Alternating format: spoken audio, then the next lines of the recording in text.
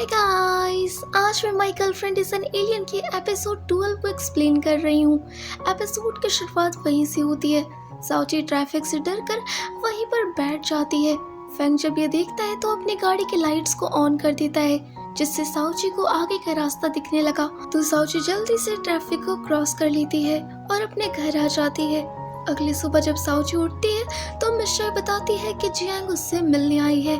Chang से बात करने पर चैंग साउची को समझाती है कि वो और फेंग रिलेशनशिप में है और उन दोनों की फैमिली भी एग्री है। भले ही अभी उसके पास कोई गर्लफ्रेंड है, पर फ्यूचर में वही उसकी वाइफ बनेगी। साउची जब पूछती है कि वो उसे ये सब क्यों बता रही है, तो चैंग कहती है क्योंकि उसके वजह से फेंग का नाम बर्बाद हो रहा है। उसने नीलम की चोरी की है और अब इस वजह से फेंग को परेशानी हो सकती है, तो उसे ऑफिस को छोड़ देना चाहिए। अब जब साउची ऑफिस पहुंचती है तो देखती है कि उसके डेस्क को उसके कलीग्स चेक कर रहे हैं। वो उन्हें जाकर रोकती है और कहती है कि वो ऐसा नहीं कर सकती। तब उसकी एक कलीग कहती है कि उसके प्रोजेक्ट की फाइल गायब हो गई है और उसे लग रहा है कि ये उसने ही चुराया है, तो वो चेक करेगी। पर साउची उसे मना करती है और कहती है कि वो ऐसे उससे बिना पूछे चेक नहीं कर सकती, उसे माफी मांगना होगा।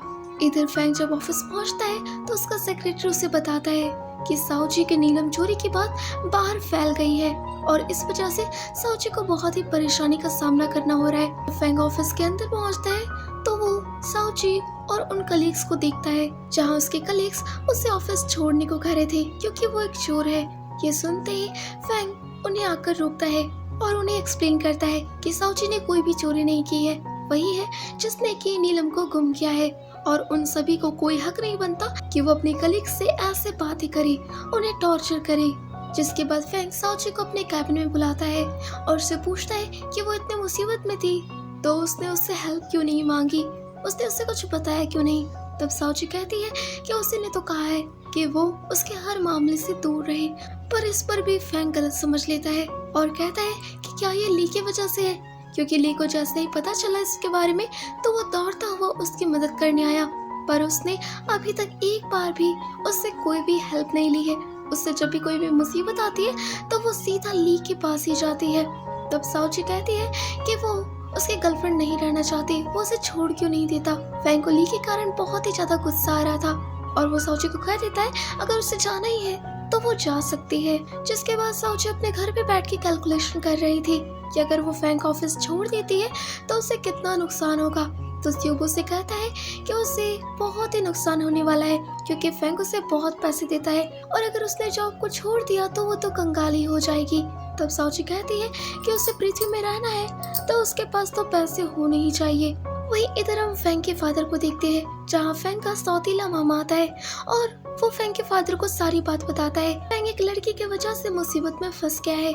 उसने जिसे अपनी गर्लफ्रेंड बनाया है उसने एक प्रोजेक्ट के सैंपल को ही चुरा लिया है।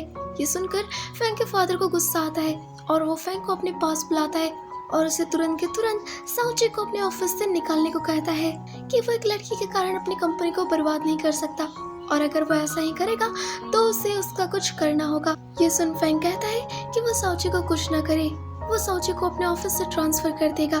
अगले सुबह जब साउची ऑफिस पहुंचती है तो उसे नोटिस से पता चलता है कि उसका ट्रांसफर लेके ऑफिस में कर दिया गया है। वो सीधा फेंग के ऑफिस पहुंचती है जहां पर ली भी बैठा हुआ था।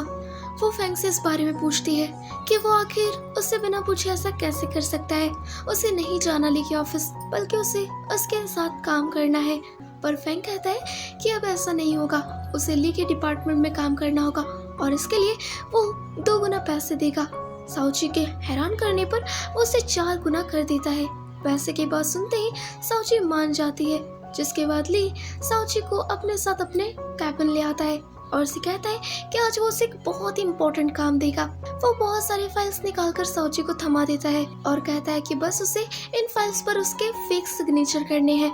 तब साउची कहती है कि वो ऐसा कैसे कर सकती है, उसे तो आता ही नहीं है। तो ली उसे अपना सिग्नेचर करके देता है और कहता है कि वो इसे बार बार प्रैक्टिस करे ताकि वो उसका फेक सिग्नेचर करना सीख पाए। साउची उसे ले लेती है और कहती है कि उसके डिपार्टमेंट का पहला काम है, तो वो इसे बहुत ही शिद्दत से करेगी। वो ली के सिग्नेचर का प्रैक्टिस करने लग जाती है। वो बहुत बार ली का सिग्नेचर करती है और फाइनली वो सीख जाती है। ली साउची के पास आता है और पूछता है कि क्या उसने साइन कर लिया। तो साउची हाँ में जवाब देती है। तब ली कहता है कि उन्हें एक मीटिंग में जाना होगा। साउची पूछती है कि उसने तो अभी तक इन फाइल्स को पढ़ा भी नहीं है, तो वो कैसे मीटिंग कर सकता है। जिस पर ली कहता है कि उसने तो पढ़ा है ना, तो वो उसकी हेल्प कर देगी। जिसके बाद वो दोनों मीटिंग में पहुंच जाते हैं। यहाँ फैंग के अलावा कुछ और लोग भी थे। ये लोग जैसे ही फाइल्स को चेक करते हैं तो बताते हैं कि इनमें से एक फाइल को तो उन्होंने पहले ही रिजेक्ट कर दिया है, तो फिर से ये प्रोजेक्ट उनके पास कैसे आ गया और उसने बिना देखे हुए अप्रूवल कैसे दे दिया है। ये सुनकर ली घबरा जाता है और कहता है कि उसे टाइम नहीं मिला, पर वो कहता है कि इस परफ्यूम प्रोजेक्ट पर उसका इंटरेस्ट है, तो वो उसे करना चाहता है। साउची भी ली को डिफेंड करने की कोशिश करती है, पर इसका कोई फायदा नहीं होता। वहाँ बैठे सारे लोग ली पर आरोप लगाने लगते हैं कि वो मैनेजर होकर भी ऐसा लापरवाही कैसे कर सकता है। फैंग भी ली से जवाब मांगता है कि उसने बिना चेक किए हुए साइन कैसे कर दिया, पर साथ ही वो ली को इस मुसीबत से बचा भी लेता है और कहता है कि उसके पास एक हफ्ते का समय है। अगर वो इस परफ्यूम प्रोजेक्ट पर काम करके आता है तो वो उन्हें माफ कर देगा, पर अगर ऐसा नहीं हुआ तो उन दोनों का डिक्रीमेंट कर दिया जाएगा। मीटिंग खत्म होने पर ली बहुत ही सैड हो गया था कि उसने ऑफिस ज्वाइन ही क्यों किया। साउची उसे सहानुभूति दे रही होती है कि आखिर होगा क्या, उनका डिक्रीमेंट ही होगा ना, और क्या वो उसे निकाल तो नहीं देंगे। तभी ली के माइंड में एक आइडिया आता है और वो साउची को लेकर जाने लगता है। साउची के पूछने पर ली बताता है कि जब वो पेंटिंग कर रहा था तो उसकी मुलाकात एक परफ्यूम मास्टर से हुई थी, जो कि एक आइलैंड में रहते हैं, और आज वो दोनों उससे मिलने जा रहे हैं। वही उनके प्रोजेक्ट में हेल्प कर सकते हैं। इधर फैंग के सेक्रेटरी को ये बात पता चल जाती है कि ली साउची के साथ एक आइलैंड जा रहा है, तो वो ये बात फैंग को बताता है। साथ ही बताता है कि उसे सूचना मिली है कि उस आइलैंड में टाइफून आने वाला है। ये बात सुनते ही फैंग भी उस आइलैंड में जाने का डिसाइड करता है और अपने सेक्रेटरी को बोट का इंतजाम करने को कहता है। इधर ली और साउची उस आइलैंड में पहुंच जाते हैं, पर ली कंफ्यूज हो गया था और वो उस आइलैंड मास्टर के घर को ढूंढ ही नहीं पा रहा था, तो वो साउची को एक खुले मैदान में छोड़ देता है और कहता है कि वो यहीं पर उसका इंतजार करे। वो जल्दी से जाकर उस परफ्यूम मास्टर के घर को ढूंढ कर आता है। तभी वहाँ बहुत ही तेज हवा चलने लगती है। साउची जब फोन को चेक करती है तो उसमें सिग्नल भी नहीं था और उससे फोन गिरकर छूट जाता है। वहाँ बहुत ही तेज हवा चल रही थी और साउची ठंड से कँप रही थी। उस समय वहाँ फैंग आता है और वो दौड़ के आकर साउची को अपना जैकेट पहना देता है और उसे डांटने लग जाता है कि वो हर बार ऐसा क्यों करती है। उसे बिना कुछ पूछे कहीं पे चली जाती है और मुसीबत में फंस जाती है। भले ही वो उसे दिखाता नहीं है, पर वो उसकी बहुत ही केयर करता है। उसी समय साउची नोटिस करती है कि फैंग के हार्ट से उसके एम्बेसडर का सिग्नल आ रहा है। ये देख साउची खुश हो जाती है और वो फैंग को गले लगा लेती है। उसी समय ली पहुंच जाता है, जो कि उन दोनों को उस परफ्यूम मास्टर के घर पर ले आता है। परफ्यूम मास्टर उन्हें अंदर बुलाता है और उन्हें आराम करने को कहता है, तो साउची कहती है कि वो फैंग के साथ सोएगी। ये सुन ली भी जिद कर देता है कि उसे भी फैंग के साथ ही सोना है। जिसके बाद साउची बीच में सोई थी। फैंग जब ये देखता है तो वो साउची को किनारे कर देता है, पर ली कमरे में आते ही साउची के बगल में जमीन पे ही सो जाता है। ये देख फैंग ली को पकड़कर दूसरे साइड फेंक देता है। अब जब रात हो जाती है और वो सब सो रहे होते हैं तो साउची सोई नहीं थी, बल्कि वो फैंग के हार्ट को देखने की कोशिश करती है कि उसका एम्बेसडर कहाँ पर है। वो उसे निकालना चाहती थी। साउची को ऐसा करते हुए ली देख लेता है और वो उसे मना कर रहा था। तभी फैंग मुड़ जाता है और वो अपना पैर ली के ऊपर रख देता है, जिससे ली को बिल्कुल ठीक नहीं लग रहा था।